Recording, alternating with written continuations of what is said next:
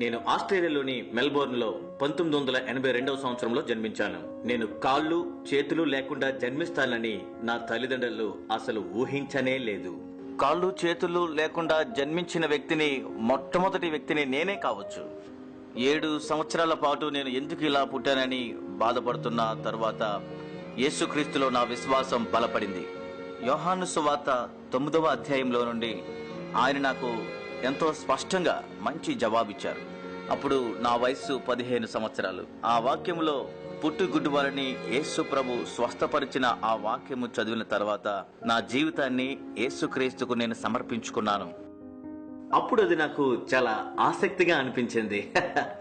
అతను ఎందుకు అలా జన్మించాడో ఎవరికీ కూడా తెలీదు. ఇది నాకు చాలా ఆసక్తిగా ఉంది. నేను చదువుతూ ఉండగా 9వ అధ్యాయం 3వ వచనంలో దేవుని కార్యము బయలుపరచబడుటకు అలా జరిగినదని యేసు ప్రభువారు అక్కడ చెప్పారు. వెంటనే నా హృదయంలో తలంచాను, దేవా, నీవా గుడ్డివాణ్ణిడల ఒక ప్రణాళిక కలిగి ఉంటే నా గురించి ఒక ప్రణాళిక కలిగి ఉన్నావు. అప్పటి నుండి యేసుతో నా వ్యక్తిగత జీవితం ప్రారంభమైంది. యూత్ గ్రూప్స్ వారు పిలుస్తున్నారు, సంఘాలు పిలుస్తున్నారు. నా సాక్ష్యం చెప్పుటకు ప్రపంచ వ్యాప్తంగా నాకు ద్వారములు తెరవబడుతూ ఉన్నాయి. నేను 300 కంటే అధికంగా ఉన్న పబ్లిక్ హై స్కూల్ స్టూడెంట్స్ ముందు మాట్లాడుతూ ఉన్నాను. 3 నిమిషాలు మాట్లాడగానే వారిలో సగం మంది ఏడవడం ప్రారంభించారు. వారిలో ఒక అమ్మాయి మధ్యలో లేచి నిలబడి ఏడవడం ప్రారంభించింది. ఆమె తన చేతిని పైకెత్తి, నన్ను క్షమించండి, మధ్యలో మాట్లాడుతున్నాను, నేను పైకి వచ్చి మిమ్మల్ని హత్తుకోవచ్చా అని అడిగింది. అందరి ఎదుటనే ఆమె పైకి వచ్చి నన్ను హత్తుకున్నది. నా భుజం పైన ఎంతో ఏడ్చింది.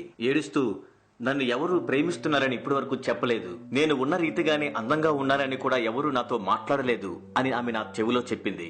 నేను నమ్మలేకపోయాను. అది నా జీవితాన్ని ఎంతగానో మార్చింది. ఆ సమయంలోనే దేవుడు నా ద్వారా ఆమెతో మాట్లాడుతున్నాడని నేను గ్రహించాను. అది నా మాటల వల్ల కాదు, నా శక్తి వల్ల కాదు, కానీ దేవుడే అక్కడ కార్యం చేశాడు. నా హృదయం మండించబడింది.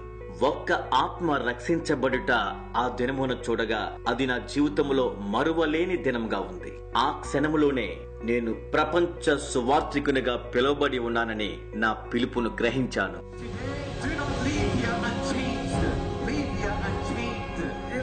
You don't know what God can do with your broken pieces until you give God your broken pieces. And I want you to know when you fall down, God's grace is sufficient. God's hand will come down and pick you up.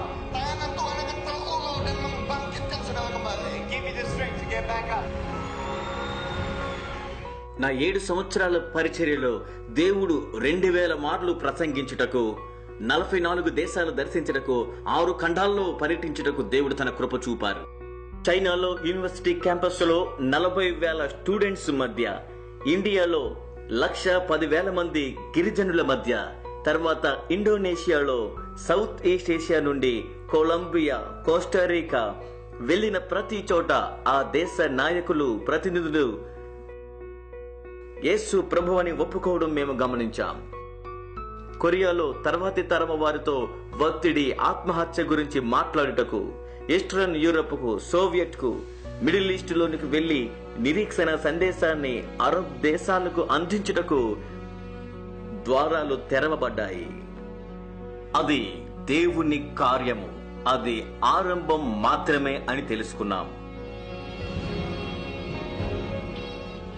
దేవుని కృపను బట్టి 5 లక్షల మందిని నేరుగా సువార్త ప్రకటించి ప్రభు అయిన యేసు నందు రక్షింపబడి స్థానిక సంఘాల్లోనికి వెళ్లడం మేము గమనించాం. కొంత ఆశ్చర్యంగా అనిపించిన మా లైఫ్ వితౌట్ లమ్స్ పరిచర్య యొక్క గురి ఏమిటనగా, ప్రపంచంలో ఉన్న ప్రతి ఆత్మకు సువార్తను ప్రకటించుట, 700 కోట్ల మందికి సువార్త ప్రకటించుట. పరిశుద్ధాత్మ దేవుడు ఒక సైన్యమును సిద్ధము చేసి సహకరించే వారిని లేవనెత్తుచూ ఉండగా ఈ లక్ష్యాన్ని సాధించడం సాధ్యమే అని మేము విశ్వాసముతో ఉన్నాము. అయితే దీనికి మీ సహకారం కావాలి. మా గురించి ప్రార్థించండి. మా గురించి, మా బోర్డ్, మా స్టాఫ్, మా టీం అందరి గురించి ప్రార్థించండి. God is good. And all the time. All right. నా జీవితంలో నేను పొందుకున్న ఈ విడుదల ఇతరులకు ప్రకటించుటకు సహకరించండి. తద్వారా అనేకులు విడుదల పొందగలుగుతారు.